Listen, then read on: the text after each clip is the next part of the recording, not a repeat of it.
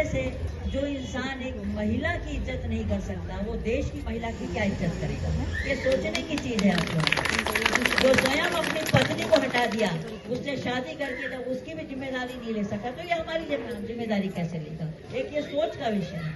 यहाँ जो हमारी आई है वो कहाँ की है, उनका अता है ना पता है, और मुझे कहती है लापता है। पहले अपना पता बताएं, इन लोगों के पास क्या है? सिर्फ मेरे को कोसने के अलावा वो कर क्या रही है यहाँ? इसके पहले वो कहाँ थी? जब कोरोना में यहाँ पर जरूरत थी उनके पैसे की, तो वो पैसा कहाँ उन्होंने लुका के रखा था? जो जैसे ही प्रत्याशी घोषित हुई वैसे ही आके उन्होंने 12 करोड़ रुपया यहाँ दे दिया। उन्होंने ये नहीं सोचा क्यों रखी थी वो इस पैसे को, कहाँ के लिए रखी थी।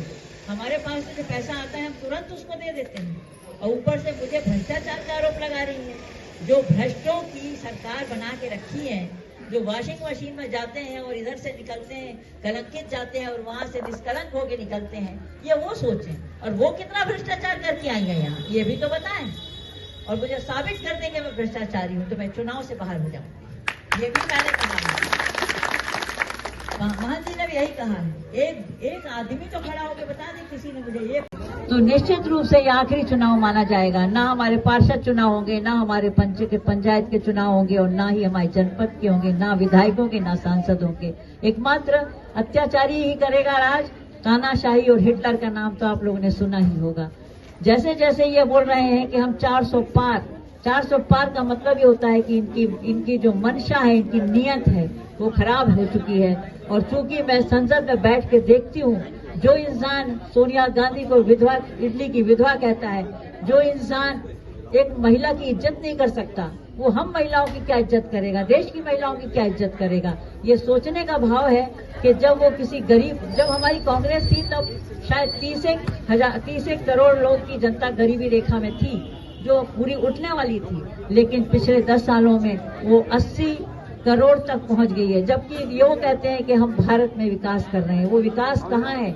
वो अच्छे दिन कहाँ है? जब 10 साल से हमें कुछ नहीं मिला, तो अब हमारे साथियों को, हमारी जनता को, हमारे देश के लोगों को यह सोचना चाहिए कि अब इस सरकार को बदलना ही ठीक है।